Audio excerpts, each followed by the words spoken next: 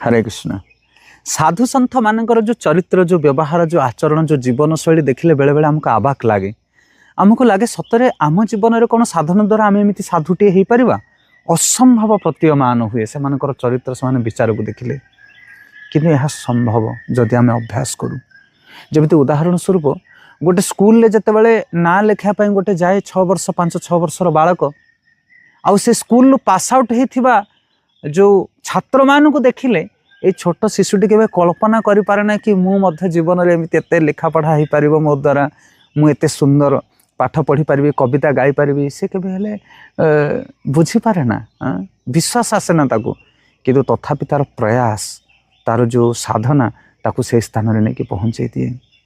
प्रथम क्लास रे नाम लिखि पिलाटी प्रथमे ताकू गुला दियंती सार माने से गुला बुलाए से केवल घंटा घंटा दिन दिन धरी आउ से गुला पर ABCD अ लिखा आरंभ करे आउ तापर से स्पोकन इंग्लिश कहे बहुत सुंदर सुंदर काव्य कविता रचना करे।